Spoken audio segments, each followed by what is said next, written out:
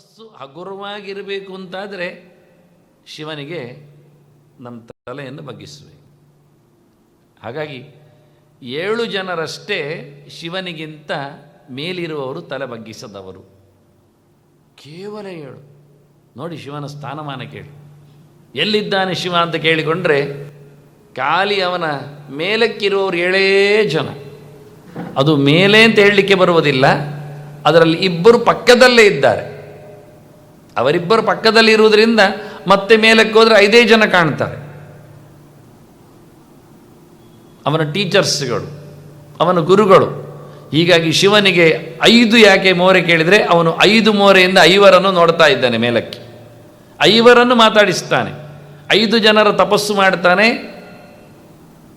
ನಾಮಚಿಂತನೆ ಮಾಡ್ತಾನೆ. ಶಿವನಿಗೆ 5 ಮೋರೆ 5 ಜನರನ್ನು ಮಾತಾಡಿಸಲಿಕ್ಕೆ. ಅವನು ನಮಿಸತಕ್ಕಂಥ ವ್ಯಕ್ತಿಗಳು, ಅವನ ಜಪ ಅದು 5 ಜಪ.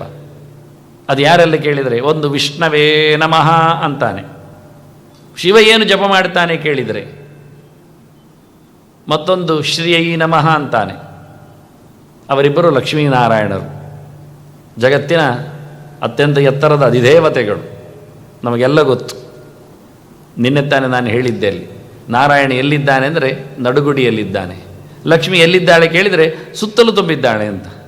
ಇಡೀ ದೇಹದಲ್ಲಿ ಎಲ್ಲ ಅವಯವಗಳಲ್ಲಿ, ಇಂದ್ರಿಯಗಳಲ್ಲಿ ಅದೇ ದೊಡ್ಡ ಸಂಪತ್ತು ನಮ್ಮದು. ಕಣ್ಣು ಒಂದು ಸಂಪತ್ತು, ಕಿಡ್ನಿ ಒಂದು ಸಂಪತ್ತು ಎಲ್ಲ ಹೇಳಿಕೊಂಡಾಗೆ ಸುತ್ತಮುತ್ತಲೇ ಇರತಕ್ಕಂಥ ಇಂದ್ರಿಯಗಳೇ ನಮ್ಮದು ಐಶ್ವರ್ಯ ರಾಣಿಯ ಸೊತ್ತುಗಳು.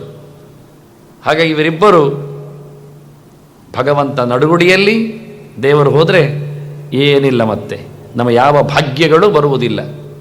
ಇವೆಲ್ಲ ಭಾಗ್ಯಗಳು. ಕಣ್ಣು ತೆರೆಯುವುದಿಲ್ಲ, ಬಾಯಿ ಮಾತಾಡುವುದಿಲ್ಲ, ಕಾಲು ತೆರಳುವುದಿಲ್ಲ, ಕೈ ಎತ್ತುವುದಿಲ್ಲ. ಯಾವಾಗ?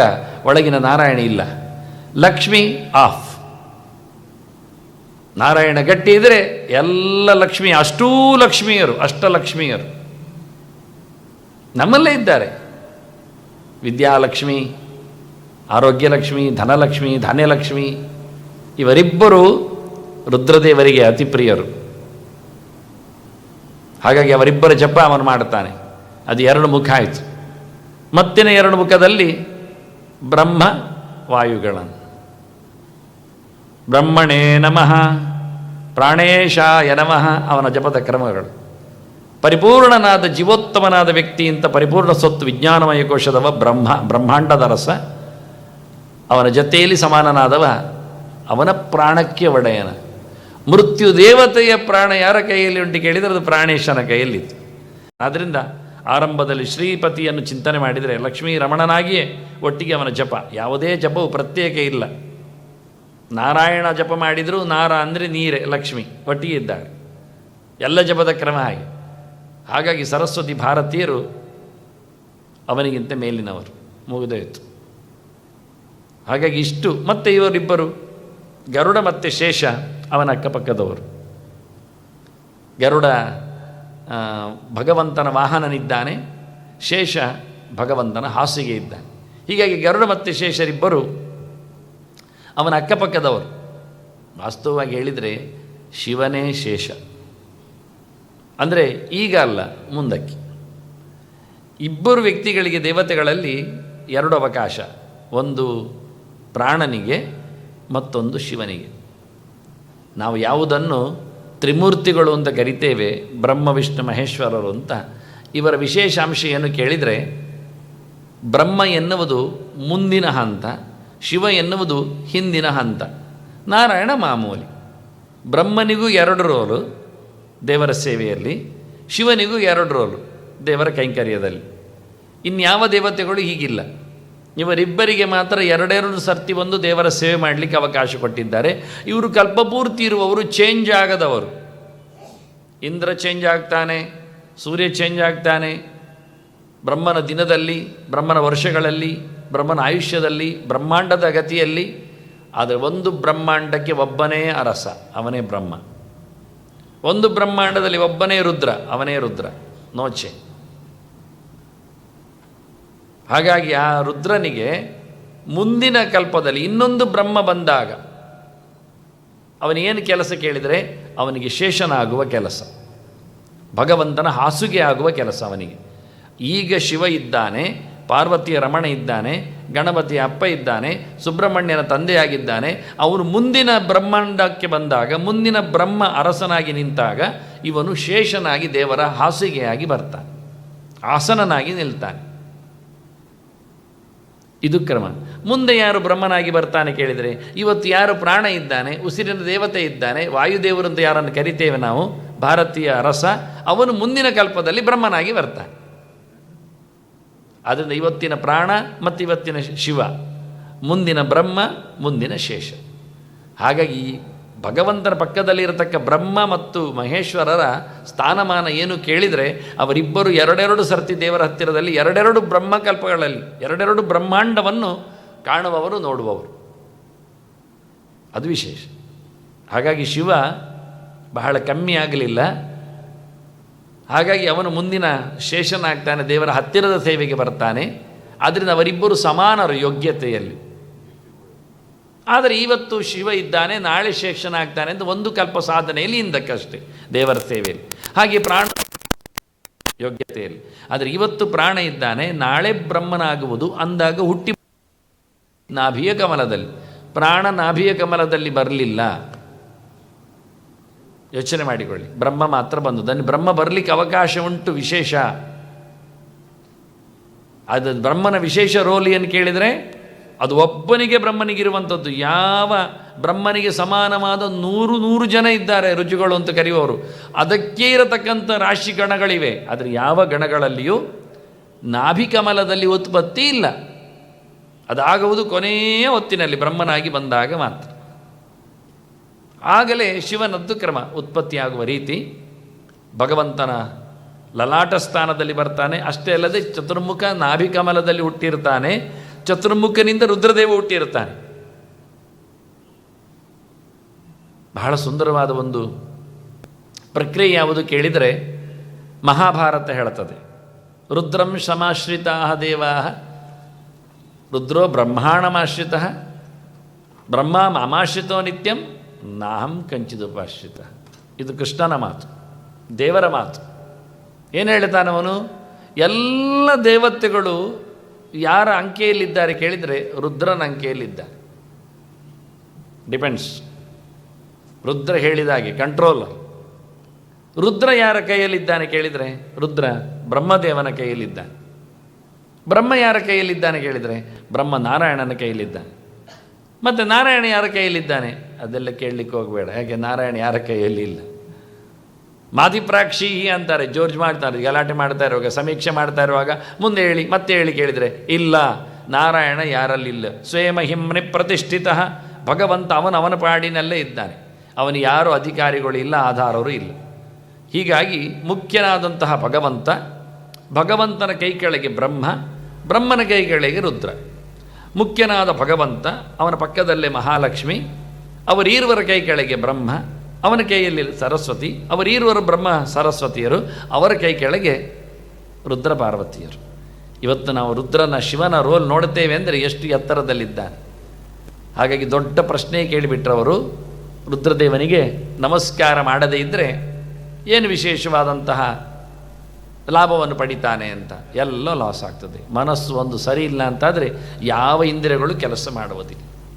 ಹೀಗಾಗಿ ಶಿವನ ಬಗ್ಗೆ ಇವತ್ತೊಂದು ಗಂಟೆಯ ಪರಿಮಿತಿಯಲ್ಲಿ ಕೆಲವು ಸ್ಲೈಡ್ಸ್ಗಳನ್ನು ತೋರಿಸ್ತೇನೆ.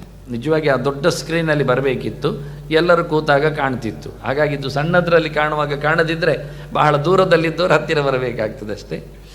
ಕಂಡ್ರೆ ಸಂತೋಷ ಬಿಡಿ, ಅಂದರೆ ಸಣ್ಣ ಅಕ್ಷರಗಳಿರುತ್ತವೆ ಅಂತ. ಹೀಗಾಗಿ ಮುಂದಿನ ಶನಿವಾರದಲ್ಲಿ ಉಳಿದ ಸ್ಲೈಡ್ಸ್ಗಳನ್ನು ಕಾಣಿಸ್ತೇನೆ. ಇವತ್ತು ಸ್ವಲ್ಪವೇ ಸ್ಲೈಡ್ಸ್ಗಳು ಕಾಣುವುದರಿಂದ ಮುಂದಿನ ಶನಿವಾರದಲ್ಲಿ 4:15 ಸ್ಟಾರ್ಟ್ ಮಾಡುತ್ತೇನೆ. ಉಳಿದ ಚಿಂತನೆಗಳನ್ನು ಕೊಡ್ತೇನೆ. ಹೆಚ್ಚಿನ ಅಂಶ ಮುಂದಿನ ಶನಿವಾರದಲ್ಲಿ ದೊಡ್ಡ ನಮ್ಮ ಸ್ಕ್ರೀನ್ ಬರಬಹುದು ಅಂತ ಆಶಿಸ್ತೇನೆ. ಇಲ್ಲಿ ಮುಖ್ಯವಾದ ಗೆರೆ ಇದು. ಇದನ್ನು ನಾನು ಬೇಕು ಅಂತಲೇ ತೋರಿಸ್ತಾ ಇದ್ದೇನೆ. ಜಗತಾಂ ಪಿತರೌ ತೌಚ ಪಾರ್ವತಿ ಪರಮೇಶ್ವರವು. ಬಹಳ ಅದ್ದೂರಿಯಾದ ಒಂದು ಗೆರೆ. ಯಾಕೆಂದರೆ ನಮ್ಮ ಬಹಳ ದೊಡ್ಡದಾದ ಕವಿ ಅನಿಸಿಕೊಳ್ಳತಕ್ಕಂತಹ ಕಾಳಿದಾಸ ಹೇಳಿಕೊಂಡ ಗೆರೆ ಅಂತ ಜನರಿಗೆಲ್ಲ ಗೊತ್ತು.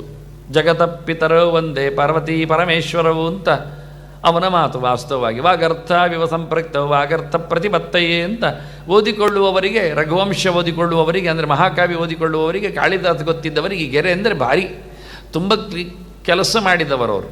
ಆದರೆ ಕಾಳಿದಾಸನು ಕದ್ದದ್ದು ಈ ಗೆರೆ ಅಂತ ತೋರಿಸಲಿಕ್ಕೆ ನಾನು ನಿಮಗೆ ಆ ಶಬ್ದವನ್ನು ಪ್ರಯೋಗ ಮಾಡ್ಬೋದು ನಾನು. ಯಾಕೆ ಪುರಾಣಗಳಿಂದ ಎರವಲು ಪಡೆದದ್ದು ಅಂತ ಹೇಳುವುದಿದ್ದರೆ ಅವನು ಹೇಳಿಕೊಳ್ಳಬೇಕಿತ್ತು. ಗೆರೆಯನ್ನು ಯಾರು ಎತ್ತಿಕೊಳ್ಳುತ್ತಾನೆ ಅವನು ಚೆನ್ನಾಗಿ ಹೇಳಿಕೊಳ್ಳಬೇಕು, ಇದು ವೇದವ್ಯಾಸರ ಕೃತಿ ಅಂತ. ಹೊರಗೆ ದೂರದಲ್ಲಿ ಹೋಗಿ ಎಲ್ಲ ವ್ಯಾಸರದ್ದು ಅಂತ ಹೇಳುವುದಲ್ಲ.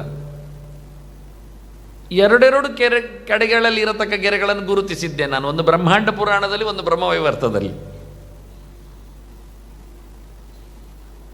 ಅಂದರೆ ವ್ಯಾಸರು ಕೊಟ್ಟಿರ್ತಾರೆ, ಅದನ್ನು ಇವರು ಸ್ವಲ್ಪ ಶೇಪ್ ಔಟ್ ಮಾಡಿ ನಮ್ಮ ಮುಂದೆ ಹಾಕ್ತಾರೆ.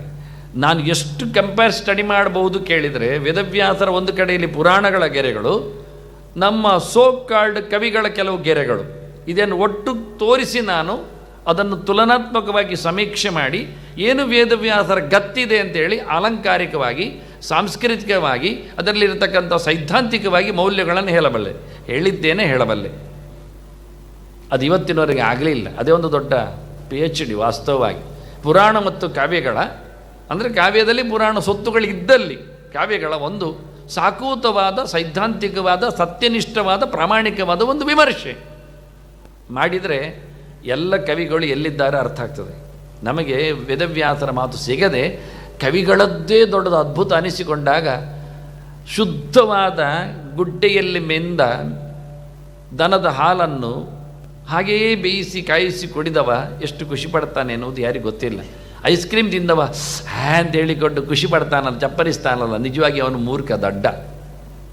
ಸಹಜವಾದ ಹಾಲನ್ನು ನಾವು ಕುಡಿಲಿಲ್ಲ, ನ್ಯಾಚುರಲ್ ದನ ಮೆಂದ ಆ ಒಳ್ಳೆಯ ಹಸಿರು ತಿಂದ ಶುದ್ಧವಾದ ಹಾಲಿನ ಕತೆ ಗೊತ್ತಿಲ್ಲ ಅವನಿಗೆ. ಎಂತ ಮಾಡೋಣ? ಹಾಗಾಗಿದೆ ವೇದವ್ಯಾಸರು. ಅಂದರೆ ವೇದವ್ಯಾಸರ ಕ್ಲಿಯರ್ ಪಿಕ್ಚರ್ ನೋಡಿ. ಜಗತಾಂ ಪಿತರವು, ಬಹುವಚನದಲ್ಲಿ ಜಗತಾಂ ಹಾಕಿದ್ದಾನೆ. ಅವನು ಜಗತ ಪಿತರವು ಒಂದೇ ಅಂದ, ಜಗತ್ತಿನ ಅಪ್ಪಮ್ಮ ಅಂದ. ಅದರಲ್ಲಿ ಬಿಡಿಸಿ ಹೇಳುವ ಮೂಲಕ ಒಂದು ಜಗತ್ತನ್ನು ಮಾಡಿದ, ಜಗತಃ ಅಂತ. ಪುರಾಣ ಹೇಳ್ತದೆ, ವ್ಯಾಸರು ಹೇಳ್ತಾರೆ ಜಗತಾಂ ಅಂತಾರೆ. ಇದು ಸ್ವಲ್ಪ ಕಷ್ಟ ಉಂಟಲ್ಲ ಮಾರೆ, ಒಂದೇ ಯೂನಿವರ್ಸ್ ಇರುವುದಲ್ಲ ಎಟ್ ಎ ಟೈಮ್. ಅದಕ್ಕೆ ತೋರಿಸಿಕೊಟ್ಟದ್ದು ಪುರಾಣಕಾರ. ಭಗವಂತನ ಹೆಸರಿಲ್ವಾ? ಅನೇಕ ಕೋಟಿ ಬ್ರಹ್ಮಾಂಡ ನಾಯಕ, ಒಂದೇ ಬ್ರಹ್ಮಾಂಡ ಇರೋದಲ್ಲ, ಅದು ಆಗ್ತಾ ಇರ್ತದೆ, ನಿರಂತರವಾಗಿ ಬರ್ತಾ ಇರ್ತದೆ, ಪ್ರವಾಹತಃ ನಿತ್ಯ, ಆದ್ದರಿಂದ ಬರ್ತಾ ಇರ್ತದೆ. ಹೀಗಾಗಿ ಒಂದು ಜಗತ್ತಿಗಲ್ಲ, ಅನೇಕ ಜಗತ್ತುಗಳಿಗೆ ನಿರಂತರವಾಗಿ ಪಾರ್ವತಿ ಪರಮೇಶ್ವರ ಎನ್ನುವ ತತ್ವ ಇದ್ದರೆ, ಆ ತತ್ವವು ಇವರೇ ಅಲ್ಲ. ಆ ತತ್ವ ಯಾವತ್ತೂ ಸಹ ಸಂಪೂರ್ಣವಾಗಿ ನಮ್ಮ ಈ ದೇಹ ಎನ್ನುವ ಜಗತ್ತು, ನಮ್ಮ ಮಾತು ಎನ್ನುವ ಜಗತ್ತು, ನಮ್ಮ ಕೃತಿ ಎನ್ನುವ ಜಗತ್ತು, ಇದೆಲ್ಲ ಅರ್ಥಗಳಿಗೆ ಬರ್ತದೆ ಜಗತ್ತು ಅಂದಾಗ. ಶಿವ ಇದ್ದಾನೆ, ಪಾರ್ವತಿ ಇದ್ದಾಳೆ, ಸ್ಕಂದ ಇದ್ದಾನೆ, ಆರುಮೊರೆಯವ, ಗಣಪತಿ ಇದ್ದಾನೆ, ಕೆಳಗೆ ಕೂತವ ನಂದಿ, ರಾಮದೇವರ ಪಾದವನ್ನು ಸೇವೆ ಮಾಡುವ ಹನುಮಂತನಾಗೆ ನಂದಿ ಶಿವನ ಸೇವೆ ಮಾಡುವ ಕಥೆಯನ್ನು ಇದು ಏನ್ಷಂಟ್ ಆರ್ಟ್. ಇದಕ್ಕಾಗಿ ನಾನು ಬಿಡಿಸಿದ್ದಲ್ಲ, ವಾಸ್ತವವಾಗಿದ್ದಂತೂ ನಿಮಗೆ ತೋರಿಸಿಕೊಡಬೇಕು ಅಂತ ತಂದಿದ್ದೇನೆ. ಅಕ್ಕಪಕ್ಕದಲ್ಲೆಲ್ಲ ಅವನ ಪರಿವಾರದವರೆಲ್ಲ ಇದ್ದಾರೆ, ಭೃಂಗಿ, ರಿಟಿ, ರುರುಭೈರವ ಮುಂತಾದವರು, ಅವರೆಲ್ಲ ಪರಿಚಯ ನಾನು ಮುಂದೆ ಮಾಡಿಸ್ತೇನೆ ಆದಷ್ಟು. ಹಾಗಾಗಿ ಮುಂದೆ ನೆಕ್ಸ್ಟ್ ಶಿವರಾತ್ರಿಯನ್ನು ನೇರ ನಾನು ಮಾತಾಡಿಸಬೇಕು ಅಂತ ಹೇಳಿ, ಶಿವರಾತ್ರಿ ಮಾಡುವುದು ಈ ಪರ್ವಕಾಲ, ಇದು ಯಾಕೆ, ಏನು ಇಲ್ಲಿ ಏನು ವಿಷಯ? ಸ್ವಾಮಿಗಳು ಹೇಳಿದರು, ಏನೋ ಒಂದು ಗ್ರಹಗಳ ಸಂಯೋಜನೆಯಲ್ಲಿ ನಮಗೊಂದು ಪರ್ವ ಸಿಗ್ತದೆ ಕೆಲವೊಮ್ಮೆ. ಇಡೀ ದಿನವೂ ಪರ್ವವೇ, ಯಾವತ್ತೂ ಒಳ್ಳೆಯದೇ. ಆದರೆ ಶಿವರಾತ್ರಿಗೆ ಏನು ವಿಶೇಷ, ಶಿವನ ಪೂಜೆಗೆ ಏನು ವಿಶೇಷ? ಈ ತಿಂಗಳಲ್ಲಿ ಮಾಘ ಮಾಸ, ಇದು ಮಾಘ ಮಾಸದಲ್ಲಿ ನಾವು ಕೃಷ್ಣ ಪಕ್ಷದಲ್ಲಿದ್ದೇವೆ. ಕೃಷ್ಣ ಪಕ್ಷದಲ್ಲಿ 6ನೇ ದಿನದಲ್ಲಿ ಇದ್ದೇವೆ, ಷಷ್ಠಿಯಲ್ಲಿದ್ದೇವೆ. ಇನ್ನು 14ನೇ ದಿನದಲ್ಲಿ ಕೃಷ್ಣ ಪಕ್ಷದ ಚತುರ್ದಶಿಯಲ್ಲಿ ನಾವು ಶಿವರಾತ್ರಿಯನ್ನು ಆಚರಿಸ್ತೇವೆ. ಅಂದರೆ ನಾಡ್ದು ಭಾನುವಾರ, ಮುಂದಿನ ಭಾನುವಾರ.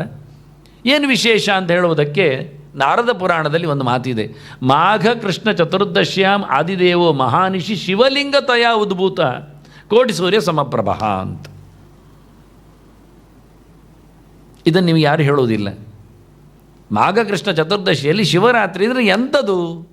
ನೀವೆಲ್ಲ ಶಿವ ದೇವಸ್ಥಾನಗಳಿಗೆಲ್ಲ ಹೋಗಿ ಕೇಳಿ, ಗೌಜಿಯಲ್ಲೆಲ್ಲ ಹಾಕಿದ್ದಾರಲ್ಲ ತೋರಣ, ಬ್ಯಾನರು ಎಲ್ಲ. ನಾನೆಲ್ಲ ಹೇಳುವುದು, ಇದೆಲ್ಲ ಚಂದವೇ ಮಾಡಿ, ಅದರ ಒಳಗೆ ರಿಪೇರಿ ಆಗಲಿ. ನೀವು ಹೊರಗಿನಿಂದ ರೇಷ್ಮೆ ಬಟ್ಟೆಯನ್ನು ಕಟ್ಟಿಕೊಂಡು ಒಳಗೆ ಗಾಯ ವಾಸನೆ ಬರ್ತಾ ಇದ್ರೆ, ಕೊಳೆತು ಹೋಗಿದರೆ ಏನು ಹೇಳಿದಾಗ ಆಗ್ತದೆ? ಬ್ಯಾಂಡೇಜ್ ನಾನು ರೇಷ್ಮೆದಾಗಿದ್ದೇನೆ. ರೇಷ್ಮೆ ಬಟ್ಟೆದು ನೀನು ಬ್ಯಾಂಡೇಜ್ ಆಗಿ ಯಾವುದ್ರದ್ದು ಬ್ಯಾಂಡೇಜ್ ಆಗಿ ಪ್ರಯೋಜನ ಏನಾಯಿತು? ಅದರಿಂದ ಶಿವರಾತ್ರಿ ಅಂದರೆ ಏನು? ಅದು ಹೌದು, ಶಿವನಿಗೆ ಭಾರಿ ವಿಶೇಷ. ಎಂಥ ವಿಶೇಷ?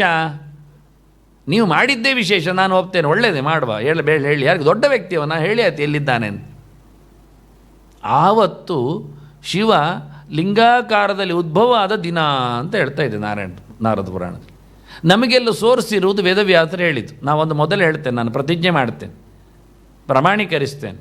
ನಿಮಗೆಲ್ಲ ಎಲ್ಲಿಂದ ನೀವೆಂತ ಹೇಳೋದು ಕೇಳಿದರೆ, ಇದಕ್ಕೆಲ್ಲ ಏನು ಕೇಳಿದರೆ, ನಾನು ಆಗಲೇ ಹೇಳಿದೆ, ವೇದವ್ಯಾಸರು ವಾಂಗ್ಮಯ ಪ್ರಪಂಚದ ಅಥಾರಿಟಿ.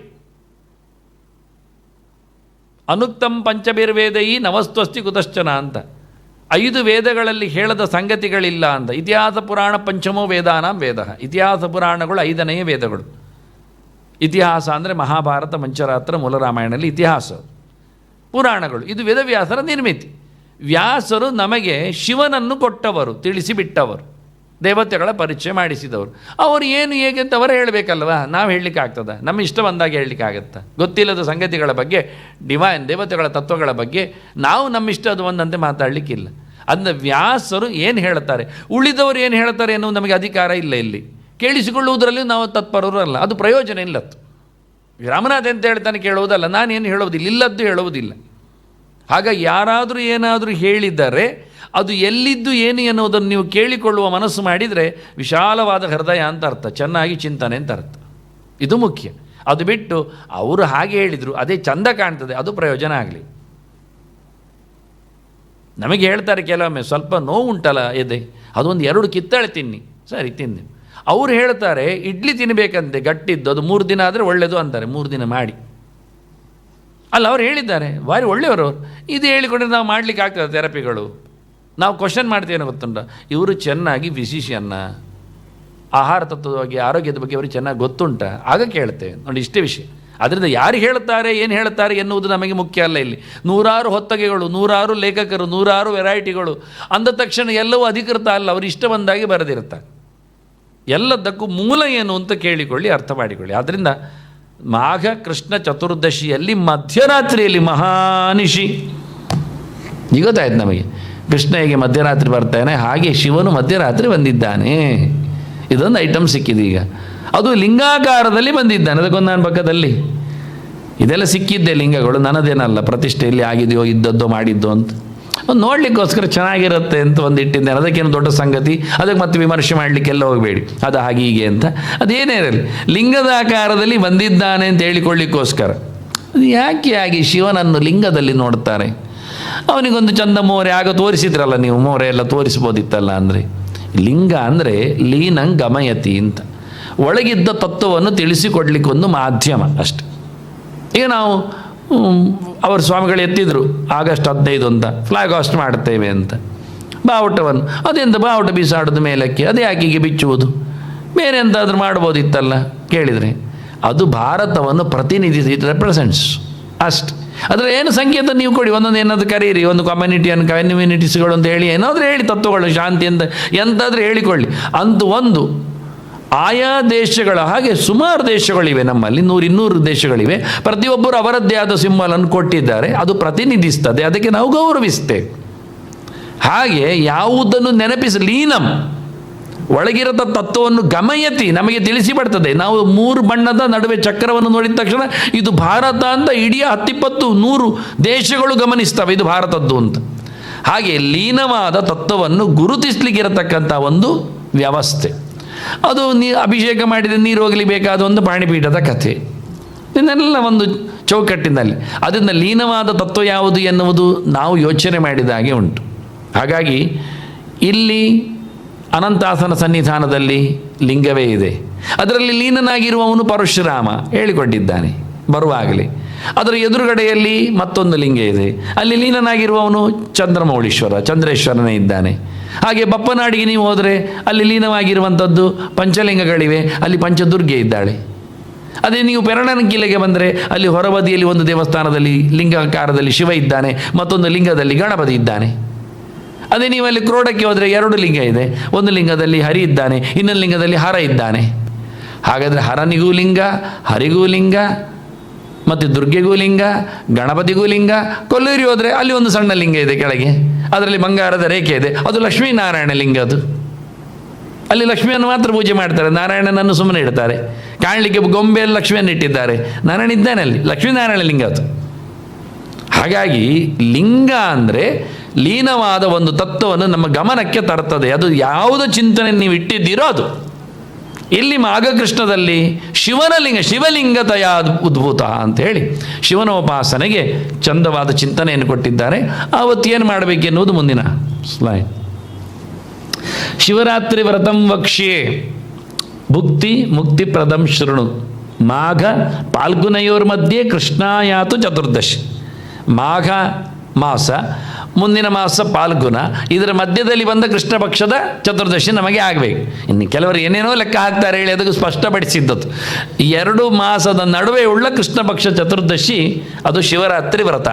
ಆವತ್ತು ಶಿವ ರಾತ್ರಿಯಲ್ಲಿ ಬಂದದ್ದರಿಂದ ನಾವು ಮಾಡಬೇಕಾದಂಥ ವ್ರತ. ವ್ರತದ ಲಾಭ ಏನು?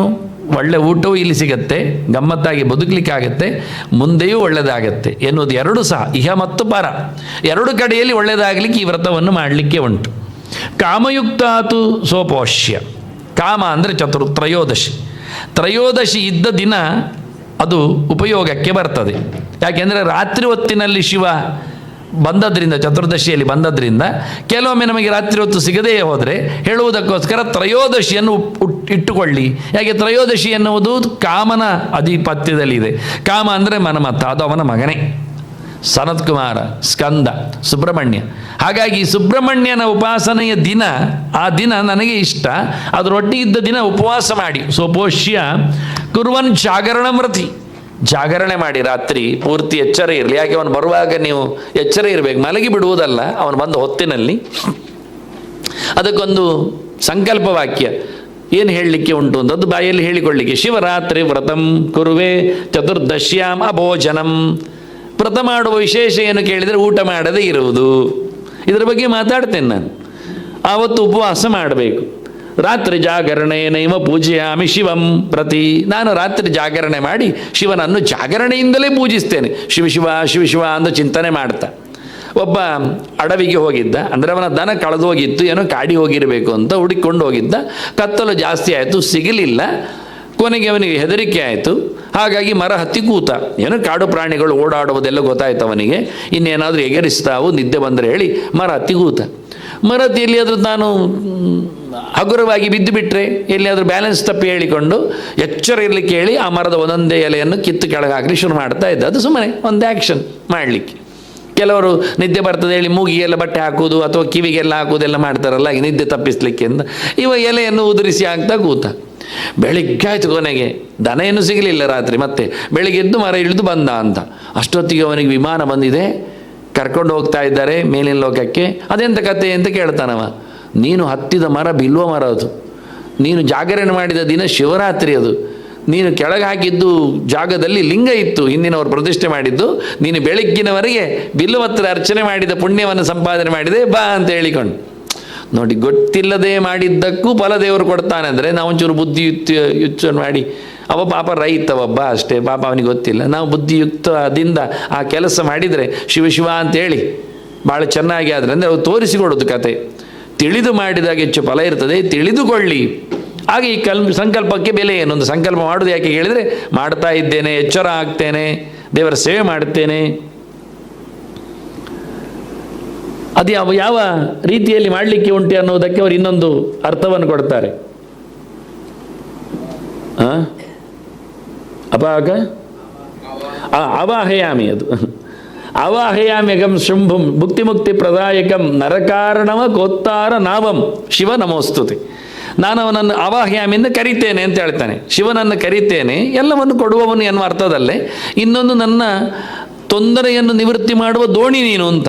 ನರಕಾರಣವ, ನರಕ ಎನ್ನತಕ್ಕ, ತೊಂದರೆ ಎನ್ನತಕ್ಕ, ಪಾಪ ಎನ್ನತಕ್ಕ ನೀರಿನ ರಾಶಿಗೆ ನೀನು ಒಂದು ದೋಣಿ ಇದ್ದಾಗೆ, ಉತ್ತಾರಕನಾದಂಥ ನೀನು ಅಂತ ನಿನಗೆ ನಮಸ್ಕಾರ ಅಂತ ಇದು ಪ್ರಾರ್ಥನೆ ಮಾಡಿಕೊಂಡು ವ್ರತದ ಸಂಕಲ್ಪವನ್ನು ಉಲ್ಲೇಖ ಮಾಡಿತು. ಇದರಲ್ಲಿ ಊಟ ಮಾಡಲಿಕ್ಕಿಲ್ಲ ಇಡೀ ದಿನ ಎನ್ನುವುದನ್ನು ಹೇಳಿಬಿಟ್ಟಾಯಿತು. ಉಪವಾಸ ಮಾಡಲಿಕ್ಕೆ ಉಂಟು ಅಂತ. ಇದೇ ಇನ್ನೊಂದು ಮಾತು, ಇದು ಅಗ್ನಿಪುರಾಣದ ಗೆರೆ. ಇನ್ನೊಂದು ಕಡೆ ವೇದವ್ಯಾಸರು ಹೇಳ್ತಾರೆ, ನೆಕ್ಸ್ಟ್, ಕೃಷ್ಣಪಕ್ಷೆ ಚತುರ್ದಶಿಯ ಮಾಘಮಾಸೆ ಯುಧಿಷ್ಠಿರ ಸ್ನಾನಂ ಕೃತ್ವ ನಕ್ತಭೋಜಿ ನ ಪಶ್ಯೇತ್ ಯೋನಿ ಸಂಕಟ. ಇದೇ ಮಾತು ಇನ್ನೊಂದು ಕೂರ್ಮ ಪುರಾಣದ್ದು. 2 ಪ್ರಕಾರದಿಂದ ಶಿವರಾತ್ರಿ ವ್ರತವನ್ನು ಮಾಡಲಿಕ್ಕೆ ಬರ್ತದೆ ಅಂತ.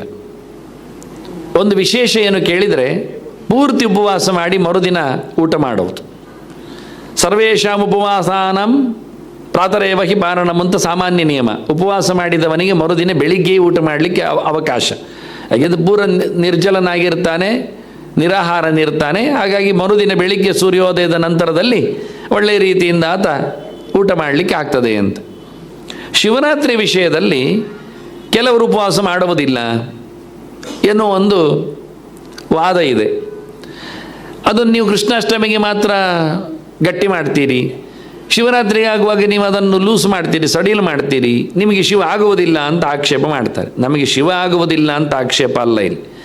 ಹಾಗೆ ಹೇಳಿದರೆ ನೀವು ಕೃಷ್ಣಾಷ್ಟಮಿಯನ್ನು ಮಾಡುವುದಿಲ್ಲ ಉಪವಾಸ, ಶಿವರಾತ್ರಿ ಮಾತ್ರ ಮಾಡ್ತೀರಿ ಹೇಳಿಕೊಂಡು ಮತ್ತೆ ನೀವು ಆಕ್ಷೇಪ ಮಾಡ್ತೀರಿ ಹೇಳ್ಬೋದು, ನಿಮಗೆ ಕೃಷ್ಣ ಆಗುವುದಿಲ್ಲ ಅಂತ. ಈ ಮತ್ತೆ ಕೆಲವರದ್ದು ವಾದ, ಕೃಷ್ಣ ಮತ್ತು ಶಿವ ಎಲ್ಲ ಒಂದೇ ಅಲ್ವಾ, ಯಾವಾಗಾದರೂ ಮಾಡಿದರೆ ಆಗ್ತದೆ. ಈ ಸರ್ತಿ ಪುರ್ಸೋತಿದ್ರೆ ಕೃಷ್ಣಾಷ್ಟಮಿ ಉಪವಾಸ ಮಾಡೋದು, ಇನ್ನೊಂದು ಸರ್ತಿ ಶಿವ ರಾತ್ರಿಗೆ ಉಪವಾಸ ಮಾಡುವುದು ಅಂತ.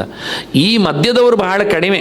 ಇಬ್ಬರು ಒಂದೇ ಅಲ್ವ ಹೇಳಲಿಕ್ಕೆ ಹೇಳ್ತಾರೆ, ಉಪವಾಸ ಮಾತ್ರ ಅವರು ತಪ್ಪಿಸಿ ಮಾಡುವುದಿಲ್ಲ, ಇಲ್ಲಿ ಅಲ್ವ ಅಲ್ಲಿಂದ ಮಾಡೋದಿಲ್ಲ. ಇದೊಂದು ವಾದ ಮಾತ್ರ ಹೇಳಿದ್ದು, ನಾನು ಮಾಡುವುದಿಲ್ಲ.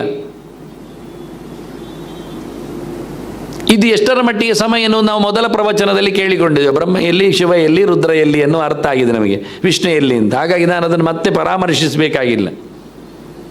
ಅದರ ಬಗ್ಗೆ ಮುಂದಿನ ಸ್ಲೈಡ್ಗಳಲ್ಲಿ ನಾವು ಉಲ್ಲೇಖ ಮಾಡ್ತೇನೆ, ಇವತ್ತೆಲ್ಲ ಮುಂದಿನ ಸರ್ತಿ ಇರಲಿ, ದೊಡ್ಡ ವಿಷಯ ತರ್ತೇನೆ.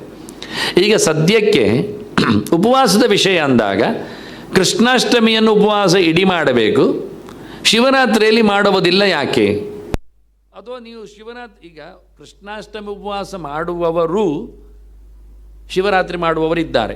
ರ್ಯಾಂಡಮ್ ನೋಡಿದರೆ, ಡಯಾಗ್ರಾಮಲ್ಲಿ ನೋಡಿಕೊಂಡ್ರೆ ಕೃಷ್ಣಾಷ್ಟಮಿ ಮಾತ್ರ ಮಾಡುವವರಿದ್ದಾರೆ, ಶಿವರಾತ್ರಿ ಉಪವಾಸ ಮಾಡದವರೂ ಇದ್ದಾರೆ. ಅದೊಂದು ಸರ್ಕಲ್. ಕೃಷ್ಣಾಷ್ಟಮಿ ಮಾಡದವರಿದ್ದಾರೆ, ಶಿವರಾತ್ರಿ ಮಾತ್ರ ಮಾಡುವವರಿದ್ದಾರೆ. ಶಿವರಾತ್ರಿ ಮಾತ್ರ ಮಾಡುವವರು, ಕೃಷ್ಣಾಷ್ಟಮಿ ಮಾಡುವವರು ಬಹಳ ಕಡಿಮೆ ಜನ, ಇಲ್ಲವೇ ಇಲ್ಲ ಹೇಳಬಹುದು. ಅಂದರೆ ಏನು ಸ್ಪಷ್ಟಪಡಿಸುವುದಾದರೆ, ಶೈವರು ಕೃಷ್ಣಾಷ್ಟಮಿಯನ್ನು ಮಾಡುವುದು ಬಹಳ ಕಡಿಮೆ ಮಟ್ಟದಲ್ಲಿ ಉಪವಾಸದ ನೆಲೆಯಲ್ಲಿ. ವೈಷ್ಣವರು ಬಹಳ ಹೆಚ್ಚು ಜನ ಶಿವರಾತ್ರಿ ಉಪವಾಸವನ್ನು ಮಾಡ್ತಾರೆ, ಆರಾಧನೆಯನ್ನು ಮಾಡ್ತಾರೆ. ಯಾಕೆ ಅಂದರೆ ವೈಷ್ಣವರಿಗೆ ಶಿವ ಆಗುವುದಿಲ್ಲ ಅಂತ ಇಲ್ಲ, ಶೈವರಿಗೆ ವಿಷ್ಣು ಆಗುವುದಿದ್ರೆ ಬಹಳ ಕಡಿಮೆ. ಅವರು ಸ್ಪಷ್ಟಪಡಿತಾರೆ, ಏಕಾದಶಿ ಉಪವಾಸ ಮಾಡೋದು ಆಪ್ಷನ್, ಬೇಕಾದರೆ ಮಾಡಿ ಬೇಡಾದರೆ ಬಿಡಿ, ಏನು ತಮ್ಮ ಸಮಸ್ಯೆ ಇಲ್ಲ. ಎಲ್ಲ ಮೂರ್ತ ಹೇಳಿದ್ದಾರೆ ಏಕಾದಶಿ ಅಂದು. ಆದ್ದರಿಂದ ಅನ್ನಪ್ರಾಶನವು ಏಕಾದಶಿ ಮಾಡಲಿಕ್ಕೆ ಉಂಟು. ಗಮ್ಮತ್ತು, ಮಗುವಿಗೆ ಮೊದಲ ತೊತ್ತು ತಿನ್ನಿಸುವುದು ಏಕಾದಶಿ ದಿವಸ. ಆಹಾ, ಅದ್ಭುತ, ಮಾಡ್ಬೋದು ಅಂತಾರೆ ಅವರು, ಧಾರಾಳವಾಗಿ ಅದಕ್ಕೆ ಹೇಳುತ್ತಾರೆ. ಆದರೆ ನೀವು ಏನು ಅನ್ನಪ್ರಾಶನ ಎನ್ನುವ ಒಂದು ಸಂಸ್ಕಾರವನ್ನು ಹುಟ್ಟು ಹಾಕಿದ್ದೀರಿ ಮನುಷ್ಯನಿಗೆ ಷೋಡ ಸಂಸ್ಕಾರಗಳಲ್ಲಿ, ಅಲ್ಲಿಯೇ ಏಕಾದಶಿಯನ್ನು ಕೊಟ್ಟಿದ್ದಾರೆ. ಅದೇ ಪುರಾಣಗಳು ಯಾವ ದೇಹಕ್ಕೆ ಯಾವ ಬಗೆಯ ಸಂಸ್ಕಾರವನ್ನು ಹೇಳುತ್ತದೆ, ಅದೇ ಪುರಾಣ, ಅದೇ ವೇದವ್ಯಾಸರು ಏಕಾದಶಿಯನ್ನು ಉಣಬಾರದು ಅಂತಲೇ ಹೇಳಿದ್ದಾರೆ. ಎಂತ ಮಾಡ್ತೀರಿ ಈಗ? ಸೋತದ್ದು ನಾವಿಲ್ಲಿ. ಇದನ್ನು ವಿಮರ್ಶೆ ಮಾಡುವುದಿಲ್ಲ ಹೆಚ್ಚಿನವರು. ಶ್ರೀಪಾದರು ಹೇಳಿದ್ರಲ್ಲ, ಪಾತ್ರೆ ಖಾಲಿ ಇದ್ದರೆ ಎಷ್ಟು ಒಳ್ಳೆಯ ಪಾತ್ರರಾಗ್ತೇವೆ ನಾವು ಅಂತ.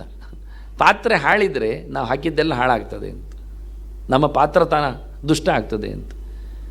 ಹೀಗಾಗಿ ಕೃಷ್ಣಾಷ್ಟಮಿಯಂದು ನಿರ್ವಿವಾದವಾಗಿ ಎಲ್ಲರೂ ಮಾಡಲಿಕ್ಕೆ ಉಂಟು ಹೇಳಿದ್ದು ಯಾಕೆ ಕೇಳಿದರೆ, ಕೃಷ್ಣವರ್ಣಂ ಕಲೌ ಕೃಷ್ಣಂ ಸಾಂಗೋಪಾಂಗಂ ಸಪಾರ್ಷದಂ ಅಂತೇಳಿ ಎಲ್ಲಿ ಕೃಷ್ಣಾಷ್ಟಮಿ ವ್ರತವನ್ನು ಪುರಾಣ ಹೇಳಿದೆಯೋ ಅಲ್ಲಿಯೇ ಕಲಿಯುಗದಲ್ಲಿ ಕೃಷ್ಣನಾರಾಧನೆಯೇ ಮಾಡಿ ನೀವು ಉದ್ಧಾರ ಆಗೋದು ಅಂತ ಹೇಳಿದೆ. ಎಂತ ಮಾಡ್ತೀರಿ ಈಗ?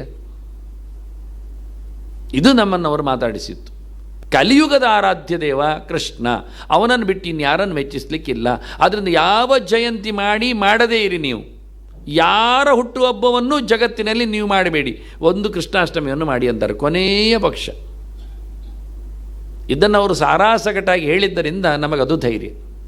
ನೀವು ಎಲ್ಲ ಬೇಕಾದರೂ ಬಿಡಿ, 24 ಉಪವಾಸವನ್ನು ಬಿಡಿ, ಏಕಾದಶಿದ್ದು ವರ್ಷಕ್ಕೆ ಬರೋದು 24 ಬರ್ತದೆ, 12 ತಿಂಗಳಲ್ಲಿ 2 ಅಷ್ಟು ಬೇಕಾದ್ರೆ ಬಿಡಿ.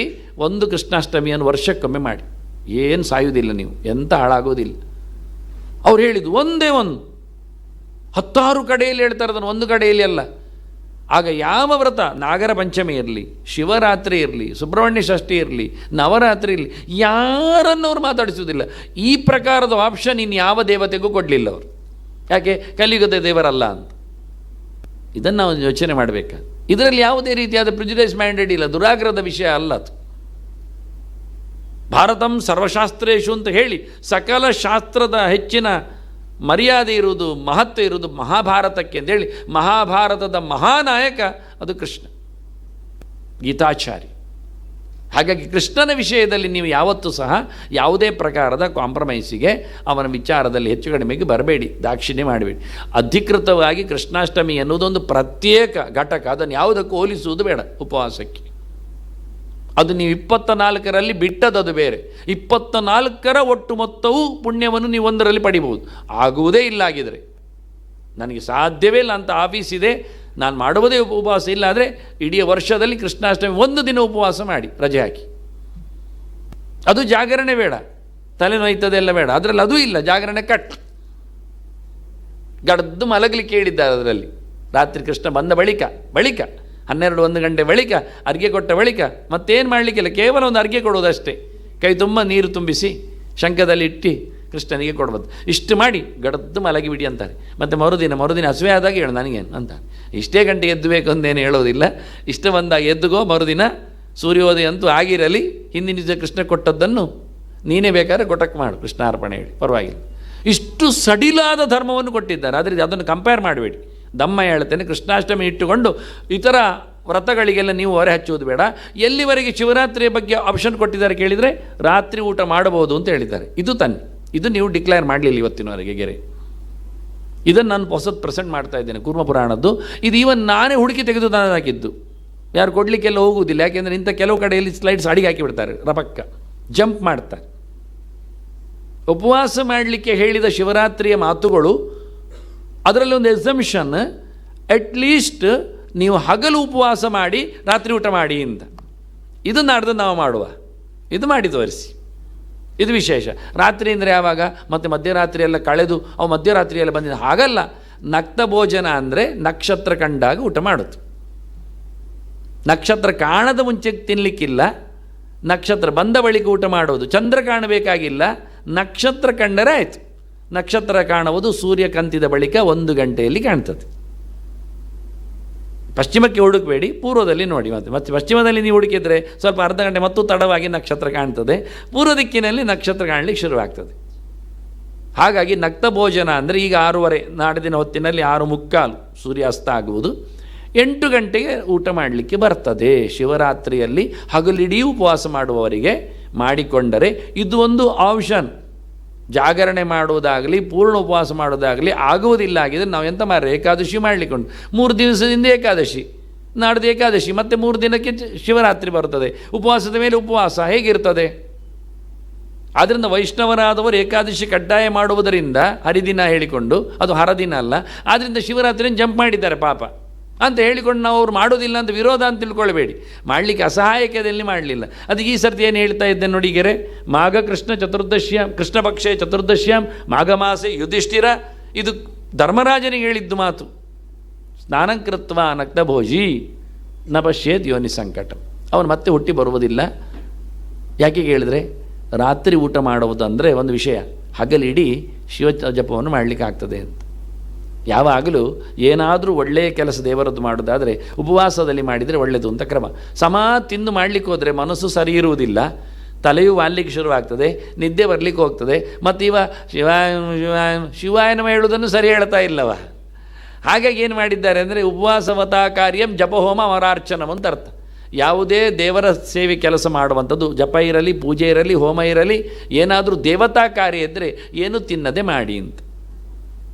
ಏನಾದರೂ ಪಿತೃಕಾರ್ಯ ಇದ್ದರೂ ಏನು ತಿನ್ನದೆ ಮಾಡಿ ಅಂತ. ಮತ್ತೆ ಉಳಿದತ್ತು ನಾವು ಗಡದಲ್ಲಿ ತಿಂದುಕೊಂಡು ಮಾಡಲಿಕ್ಕೆ ಹೋದರೆ ಹೊಟ್ಟೆ ಕೆಲಸ ಮಾಡ್ತಾ ಇರ್ತದೆ ಅಂದಾಗ ನಮ್ಮದು ಸರಿಯಾಗಿ ಲವಲವಿಕೆ ಇರುವುದಿಲ್ಲ, ಉತ್ಸಾಹ ಸರಿ ಇರುವುದಿಲ್ಲ. ಅದು ಫಿಸಿಕಲಿ ಹೇಳಲಿಕ್ಕೆ. ನಿಜವಾಗಿ ತಿಂದ ನಂತರ ನೀನು ಮಾಡಿದರೆ ಅವರು ಕೇಳುತ್ತಾನೆ ದೇವತೆಗಳು, ನನ್ನನ್ನು ಬರಲಿಕ್ಕೆ ಹೇಳೋದು, ಲಡ್ಡು ಪಾಯಸ ಎಲ್ಲವನ್ನು ನುಂಗಿಬಿಟ್ಟಿದ್ದಾನೆ, ಈಗ ಮತ್ತೆ ನನಗೆ ಕೊಡಲಿಕ್ಕೆ ಹೋಗ್ತಾರೆ, ಅದು ಸಮಯ ಇಲ್ಲ ಅಂತ. ಹಬ್ಬದ ದಿವಸ ದೇವರಿಗೆ ಮೊದಲು, ಮತ್ತೆ ನಮಗೆ. ಆದ್ದರಿಂದ ರಾತ್ರಿ ಹೊತ್ತಿನಲ್ಲಿ ಬಂದ ಶಿವನನ್ನು ಯೋಚನೆ ಮಾಡುತ್ತಾ ಹಗಲಿಡೀ ಜಪ ಮಾಡುತ್ತಾ ಖಾಲಿ ಹೊಟ್ಟೆಯಲ್ಲಿ ಜಪ ಮಾಡೋದಕ್ಕೆ ಬೆಲೆ ಹೆಚ್ಚಾದ್ದರಿಂದ ನಿಧಾನಕ್ಕೆ ಸಂಜೆ ಆದ ಬಳಿಕ 3 ಹೊತ್ತಿನ ಪೂಜೆ ಮುಗೀತದೆ. ಬೆಳಗಿನ ಪೂಜೆ, ಮಧ್ಯಾಹ್ನದ ಪೂಜೆ, ಸಂಜೆ ಸೂರ್ಯಾಸ್ತದ ಬಳಿಕದ ರಾತ್ರಿಯ ಪೂಜೆ ಮುಗಿಸಿ ಕ್ರಮ ಪ್ರಕಾರ ಸಮರ್ಪಣೆ ಮಾಡಿ ಊಟ ಮಾಡು. ಇವತ್ತು ಗಮ್ಮತ್ತು ಏನಾಗಿದೆ ಅಂದರೆ, ಶಿವರಾತ್ರಿ ಹೇಳಿ ಎಲ್ಲ ಶಿವ ದೇವಸ್ಥಾನಗಳಲ್ಲಿಯೂ ಸಮರ್ಪಣೆಯೂ ಇಲ್ಲ, ನೈವೇದ್ಯ ಇಲ್ಲ, ಅನ್ನ ವಿತರಣೆಯೂ ಇಲ್ಲ. ಆವತ್ತೇ ಶಿವಪ್ಪನಿಗೆ ಪ್ರಸಾದವಿಲ್ಲ, ಊಟ ಇಲ್ಲ. ಅವನು ವಿಶೇಷ. ನಾವು ಕೃಷ್ಣದೇವರು ಬರುವ ದಿವಸ 0 ಮಾಡುವುದಿಲ್ಲ. ಕೃಷ್ಣನಿಗೆ ಸಮ ಊಟ ಮಾಡಿಸ್ತೇವೆ. ಎಲ್ಲ ಲಡ್ಡು ಮತ್ತೊಂದೆಲ್ಲ ಚಕ್ಕುಲಿ ಎಲ್ಲ ಬೆಳಗ್ಗೆಯಿಂದ ಸಂಜೆಯಿಂದ ರಾತ್ರಿ ಎಲ್ಲ. ಈ ಶಿವ ದೇವಸ್ಥಾನಗಳಲ್ಲಿ ಶಿವ ರಾತ್ರಿ ದಿವಸವೇ ಏನಿಲ್ಲ, ಮರುದಿನ ಗೌಜಿ ಉಂಟು. ಪಾಪ ಮಾರ್ಯಾರೆ. ಆದ್ದರಿಂದ ಅದು ಆಗದಿರಲಿಲ್ಲ ನೋಡಿ. ನಕ್ತಭೋಜಿ ಇರುವುದರಿಂದ ಹಗಲಿಗೆ ಚಂದ ಮಾಡಿ ದೇವರು ಊಟ ಹಾಕಿ ಗಡ್ದು ಊಟವನ್ನು ರಾತ್ರಿಗೆ ಸಮರ್ಪಿಸಿ ಮತ್ತೆ ಎಲ್ಲರಿಗೂ ರಾತ್ರಿ ತಡ ಮಾಡಲಿಕ್ಕಿಲ್ಲ. ತಡ ಮಾಡೋದು ಹೇಳೋದಿಲ್ಲ ನಾನು. ಮಧ್ಯರಾತ್ರಿಯೆಲ್ಲ ಊಟ ಮಾಡೋದು ತಪ್ಪು, ಅದು ವಿರೋಧ. ಅದನ್ನು ನಕ್ತ ಶಬ್ದವನ್ನು ಪ್ರಯೋಗ ಮಾಡಿ ಅವರು ಇದೊಂದು ಸ್ಪೆಷಲ್ ಐಟಮ್. ವಾಸ್ತವವಾಗಿ ಶಿವರಾತ್ರಿಯನ್ನು ಸ್ವಲ್ಪ ಹಗುರವಾಗಿ ಮಾಡಲಿಕ್ಕೆ, ಎಲ್ಲರಿಗೂ ಮನಸ್ಸು ಕೊಡಲಿಕ್ಕೆ ಯುವ ಶಕ್ತಿಗಳು ಚಂದ ಮಾಡಿ ಧೀಶಕ್ತಿಯಿಂದ ಹಗಲಿಡೀ ಶಿವನ ಜಪವನ್ನು ಅವನ ಪಾರಾಯಣವನ್ನು ಎಲ್ಲ ಮಾಡ್ತಾ ಕೂತು ರಾತ್ರಿ ಆದ ತಕ್ಷಣ ವಿಶೇಷವಾದಂತಹ ಸೇವೆಯೊಂದಿಗೆ ಊಟ ಮಾಡಲಿಕ್ಕೆ ಬರ್ತದೆ ಎನ್ನುವ ಒಂದು ಸುಲಭವಾದ, ಅಂದರೆ 2 ಪ್ರಕಾರದಲ್ಲಿ ಅದರ ಆಚರಣೆ ಇದೆ ಎನ್ನುವುದನ್ನು ನಾನು ಪ್ರಚುರಪಡಿಸ್ತಾ ಇದ್ದೇನೆ. ಮುಂದೆ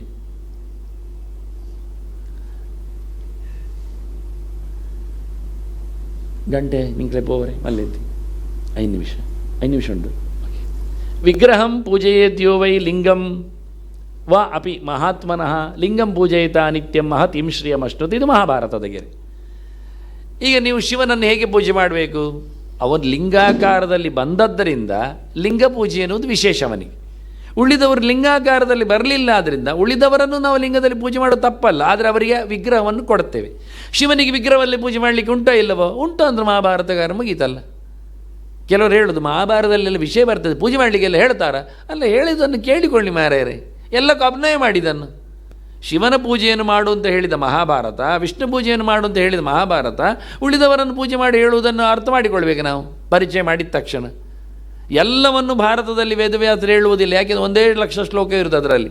ಮತ್ತು ಉಳಿದ ಸಂಗತಿಗಳೆಲ್ಲ 4 ಲಕ್ಷ ಶ್ಲೋಕದ ಪುರಾಣದಲ್ಲಿ ಉಂಟು. ಇಲ್ಲಿ ಸೂಚನೆ ಮಾತ್ರ. ಇಲ್ಲದ್ರೆ ಮಹಾಭಾರತ ಎಲ್ಲ ಹೇಳಲಿಕ್ಕೆ ಹೊರಟ್ರೆ ಮತ್ತು ಪಾಂಡವರ ಕಥೆಯಲ್ಲಿ ಎಲ್ಲಿ ಬರಿಬೇಕು ಅವರು? ಅದು ಸತ್ಯವೇ. ಹಾಗಾಗಿ ನೀವು ಮಹಾಭಾರತದಲ್ಲೇ ಹೇಳಿ ಅಂತ ಗಲಾಟೆ ಮಾಡಬೇಡಿ, ವೇದವ್ಯಾಸರು ಹೇಳಿ ಅಂತ ಗಲಾಟೆ ಮಾಡಿ ನಾನು ತೋರಿಸ್ತೇನೆ. ವ್ಯಾಸರು ಹೇಳಿದ್ದಾರೆ ಎನ್ನುವಾಗ ಅವರು ವಿಕ್ಷಿಪ್ತವಾಗಿ ಹೇಳ್ತಾರೆ, ಒಂದೇ ಕಡೆ ಹೇಳುವುದೇ ಇಲ್ಲ. ನಾವು ಗುರುತಿಸಬೇಕು, ಗಮನಿಸಬೇಕು. 5 ಲಕ್ಷ ಶ್ಲೋಕದಲ್ಲಿ ಹೇಳಬೇಕು ಅವರು. ಅದರಲ್ಲಿ ಕೆಲವು ಕಡೆ ಸೂಚನೆ ಬೇರೆ ಇದೆ ನೋಡಿ. ಒಂದು ಸೂಚನೆ ಸಾಕು. ವಿಗ್ರಹಂ ಪೂಜೆಯದ್ಯೋ ವೈ ಲಿಂಗಂ ವಾಪಿ ಮಹಾತ್ಮನಃ. ಮಹಾತ್ಮನಃ ಒಂದು ಶಬ್ದ, ದೊಡ್ಡವನ, ಮುಗಿಯಿತು. ಯಾರು ದೊಡ್ಡವನು ನೀವೇ ಮಾಡಿಕೊಳ್ಳಿ. ಅಡ್ವಾನ್ಸ್ ಸೋಲ್ ಅಂತ ಅರ್ಥ. ಮಹಾತ್ಮ ಅಂದರೆ ಸಾಮಾನ್ಯ ಜೀವ ಅಲ್ಲ, ಭಗವಂತನ ಎಚ್ಚರವನ್ನು ಪಡೆದವ. ದೇವರು ಹೇಳ್ತಾರೆ ಮಹಾತ್ಮ ಶಬ್ದ. ನಮಗೆ ಮಹಾತ್ಮ ಅಂದರೆ ನೋಟಿನಲ್ಲಿ ಇದ್ದವನು ಮಾತ್ರ ನೆನಪಾಗುತ್ತೆ, ಅದಲ್ಲ, ಅದು ಬಿಡಿ, ಅದು ಎಂಥದ್ದು ಅಲ್ಲ. ಅದು ಆಗ ಕರೆದಾಗ, ಈಗಲ್ಲ. ಈಗ ಅವನದ್ದು ಎಲ್ಲ ಗೊತ್ತಾಗಿದೆ ಏನಾಗಿದ್ದಾನೆ ಅಂತ, ಬಿಡಿ. ಕೃಷ್ಣ ಹೇಳಿದ್ದೇನು, ವಾಸುದೇವ ಸರ್ವಮಿತಿ ಸ ಮಹಾತ್ಮ ಸುದುರ್ಲಭ. ಕೃಷ್ಣ ಗೀತೆಯಲ್ಲಿ ಹೇಳ್ತಾನೆ, ಯಾರು ಮಹಾತ್ಮ? ಆತ್ಮನನ್ನು, ಆತ್ಮತತ್ವವನ್ನು ಮಹತ್ತಾಗಿ ತಿಳ್ಕೊಂಡವನು ಅಂತ ಅರ್ಥ. ಅವನು ಮಹಾತ್ಮ. ಯಾರು ಆತ್ಮತತ್ವ? ಎಲ್ಲೆಡೆ ತುಂಬಿದವ ಆತ್ಮತತ್ವ, ಅಂತರ್ಯಾಮಿ ಆದವ ವಾಸುದೇವ. ವಾಸುದೇವ ಸರ್ವಮಿತಿ ಸ ಮಹಾತ್ಮ ಸುಧರು. ಎಲ್ಲವೂ ದೇವರ ಅಂಕೆಯಲ್ಲೇ ಆಗುವುದು. ಪುರುಷ ಏವೇದಂ ಸರ್ವಂ ಅಂತ ಯಾರು ತಿಳ್ಕೊಂಡಿದ್ದಾನೆ ಅವನು ನಿಜವಾಗಿ ಮಹಾತ್ಮ. ಅದು ಅಂತಹ ದೊಡ್ಡ ಮಟ್ಟಿನ ದೇವತೆಗಳ ಮಹಾತ್ಮರ, ಅದು ನಾರಾಯಣದಿರಲಿ, ಪ್ರಾಣತತ್ವದಿರಲಿ, ಶಿವನದ್ದಾಗಿರಲಿ, ಇನ್ಯಾರದ್ದೇ ಆಗಿರಲಿ, ಅವರ ವಿಗ್ರಹವನ್ನಾಗಲಿ ಲಿಂಗವನ್ನಾಗಲಿ ಪೂಜೆ ಮಾಡಬೇಕು. ನೋಡಿ, ಎಲ್ಲ ಹೇಳಿ ಆಯ್ತು ಈಗ. ಅದರಿಂದ ಇಲ್ಲಿ ಶೇಷನ ಪೂಜೆಯೂ ಬಂತು, ಎಲ್ಲ ವಿಭೂತಿ ರೂಪಗಳ ಅಶ್ವತ್ಥದ ಪೂಜೆಯೂ ಬರ್ತದೆ. ಯಾವುದನ್ನು ದನದ ಪೂಜೆಯೂ ಸಿಗ್ತದೆ, ಗೋಪೂಜೆ. ವಿಗ್ರಹ 2 ಪ್ರಕಾರ, ಸ್ಥಿರ, ಚಲ. ನಡೆದಾಡು ವಿಗ್ರಹ, ದನ ಎಲ್ಲ ನಡೆದಾಡ್ತದೆ, ತಂದೆ ತಾಯಿಗಳೆಲ್ಲ ನಡೆದಾಡ್ತಾರೆ. ಅವರನ್ನು ಪೀಠದಲ್ಲಿ ಕುಳ್ಳಿರಿಸಿ ಅಲ್ಲಾಡಬಾರ್ದು, ಹೀಗೆ ಕೈಯಲ್ಲಿಟ್ಕೊಳ್ಳಿ 2 ಕಮಲ, ಮತ್ತು ಇಲ್ಲಿ ಗೂಟ ಕೊಡೋದು, ಮತ್ತು ಅದು ಕೈ ಕೆಳಗೆ ಬರಬಾರ್ದು ಅಂತ ಅವ್ರಿಗೆ ಹಿಂಸೆಯಲ್ಲಿ ಮಾಡೋದು, ಕಟ್ಟಿ ಹಾಕೋದೆಲ್ಲ ಇಲ್ಲ. ಅದು ಚರಪ್ರತಿಮೆಯಾಗಿ ಪೂಜೆ, ಅಚಲಕ್ಕೆ ಅಚಲವಾದ ಪೂಜೆಗಳು. ವಿಗ್ರಹ ಮೇಳಿ ಆಯಿತು. ವಿಗ್ರಹದಲ್ಲಿ 2 ಪ್ರಕಾರ. ವಿಗ್ರಹಂ ಪೂಜೆಯದ್ಯೋ ವೈ. ಎಷ್ಟು ಅರ್ಥಗಳು ಬರ್ತದೆ ನೋಡಿ ಒಂದು ಗೆರೆಯಲ್ಲಿ. ಏನಾಗ್ತದೆ ಪೂಜೆ ಮಾಡಿದರೆ? ಪ್ರತಿಮೆ ಪೂಜೆ ನಿಷಿದ್ಧ, ಅದು ದೇವರನ್ನು ನೀವು ಕಟ್ಟಿ ಹಾಕಿದಾಗ. ಇಲ್ಲಪ್ಪ, ನಾನಾಗಿ ಹೇಳಿದೆ, ಬಾವುಟ ನಿಷಿದ್ಧ ಅಲ್ಲ, ಪ್ರಾತಿನಿಧಿಕ, ನೆನಪು ಕೊಡ್ತದೆ. ನಮಗೆ. ನಾವಿದೆಲ್ಲವನ್ನು ಇವತ್ತು ಮಕ್ಕದ್ದು ಮದೀನದ್ದೆಲ್ಲ ಚಿತ್ರ ಹಾಕೋದಿಲ್ಲ ಕ್ಯಾಲೆಂಡರಲ್ಲಿ, ಯಾಕೆ ಹಾಕಬೇಕು ಅದನ್ನು? ಪೇಂಟಿಂಗ್ ಮಾಡಲೇವರು, ಚಿತ್ರ ಮಾಡಲಿ, ಅರ್ಧ ಚಂದ್ರಾಗ್ಲು ಮಾಡಬಾರ್ದು, ಸ್ಟಾರು ಏನು ಕೊಡಬಾರ್ದು. ಹಾಗಾದರೆ ಒಂದು ಸಿಂಬಲ್ ನೀವು ಕೊಟ್ಟ ತಕ್ಷಣ ಅದರ ನೆನಪಾಗಬೇಕು. ಹಸಿರು ಕೊಡಲಿಕ್ಕಿಲ್ಲ, ಕೊಟ್ಟರೆ ಗೊತ್ತಾಗತ್ತೆ ಮತ್ತೆ. ಆದ್ದರಿಂದ ನಾವು ಯಾವುದನ್ನು ಪರಿಗ್ರಹಿಸುವ ವಿಗ್ರಹ ಅಂದರೆ ಪರಿಗ್ರಹಿಸುವುದು ಅಂತ ಅರ್ಥ. ಯಾವ ವಿಷಯದಿಂದ ಯಾವುದನ್ನು ನಾವು ಗುರುತಿಸ್ತೇವೆ ಅದು ಗುರುತಾಗಿ ಸಿಂಬಲ್ ಕೊಡೋದವರೆಲ್ಲ ಹಾಗೆ ಗುರುತಿಸಲಿಕ್ಕೆ, ಆ ಪಕ್ಷವನ್ನು ಪ್ರತಿನಿಧಿಸಲಿಕ್ಕೆ ಅಂತ. ಹಾಗೆ ವಿಗ್ರಹದ ಪೂಜೆ ಎನ್ನುವುದು ತಪ್ಪಲ್ಲ, ನೆನಪಿಗೆ. ಅದೇ ದೇವರು ಅಲ್ಲ. ಅದನ್ನು ಮಾಡಿಸಿ ಪೆಟ್ಟಿಗೆಯಲ್ಲಿ ಹಾಕಿ ಮತ್ತೆ ಕರ್ಕೊಂಡು ಹೋಗ್ತೇವೆ. ಬಾವುಟವನ್ನು ಮತ್ತೆ ಇಳಿಸಲಿಕ್ಕುಂಟು, ಮತ್ತು ಕಟ್ಟಲಿಕ್ಕುಂಟು, ಒಳಗೆ ಹಾಗೆ ಪೆಟ್ಟಿಗೆಯಲ್ಲಿ ಇಡಲಿಕ್ಕುಂಟು.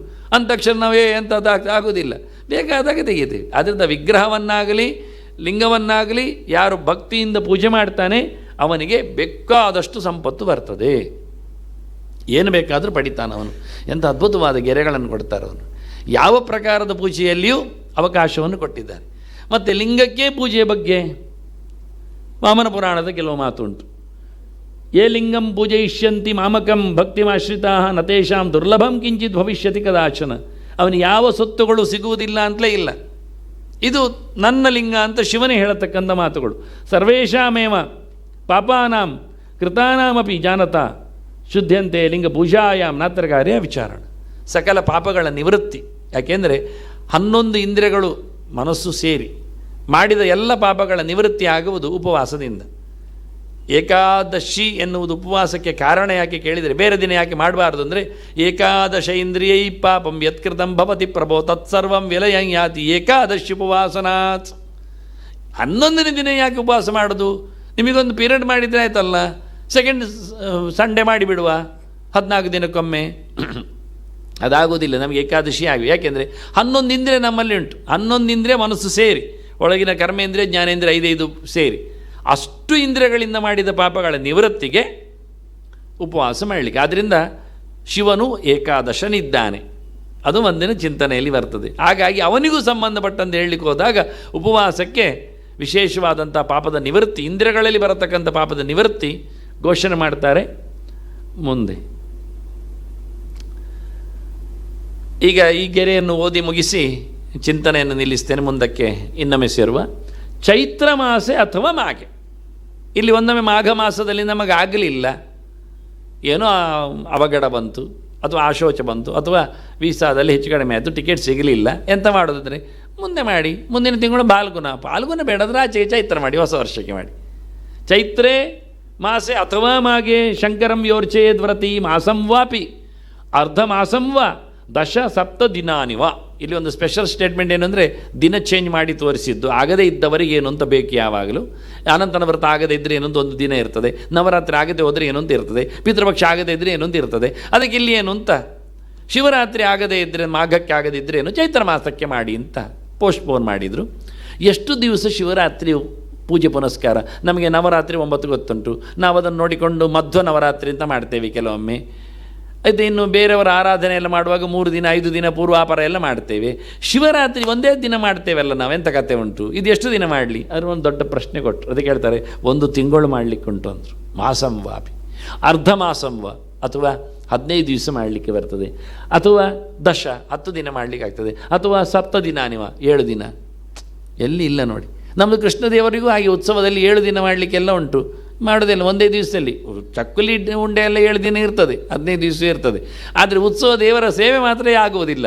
ಇಲ್ಲಿ ಶಿವರಾತ್ರಿ ಅಷ್ಟು ಮಾಡಲಿಕ್ಕೆ ಉಂಟು ಹೇಳೋದೊಂದು ವಿಶೇಷ. ಪೂಜೆಗಳ ದಿನಗಳ ಲೆಕ್ಕಾಚಾರ ಕೊಟ್ಟ ಪ್ರಮಾಣ ಇದು ದೊಡ್ಡ ಸಂಗತಿ, ಬ್ರಹ್ಮವೈವರ್ತದ್ದು. ಅದರೊಟ್ಟಿಗೆ ಇನ್ನೊಂದು ಪ್ರಕಾರ ಹಾಕಿದ್ದೇನೆ, ಎಷ್ಟು ದಿನ ನೀನು ಪೂಜೆ ಮಾಡ್ತೀಯಾ ಅಷ್ಟು ಯುಗಗಳ ಕಾಲ ನೀನು ಉತ್ತಮ ಲೋಕದಲ್ಲಿ ಇರ್ತಿ ಅಂತ. ದಿನಮಾನಂ ಯುಗಂ ಸೋಪಿ ಶಿವಲೋಕೆ ಮಹೀಯತೆ ಅಂತ. ಶಿವಲೋಕದಲ್ಲಿ ನೀನು ಎಷ್ಟು ದಿವಸದ ವ್ರತ ಮಾಡಿದ್ದಿ ಅಷ್ಟು ದಿವಸ, ಅಷ್ಟು ಯುಗ. 1 ದಿನ ಸೇವೆ ಮಾಡಿದರೆ 1 ಯುಗ ಅಲ್ಲಿರ್ತಿ ನೋಡಿ. ಒಂದೊಂದು ಯುಗ ಅಂದರೆ ಎಷ್ಟು ದೊಡ್ಡದು ನೋಡಿ.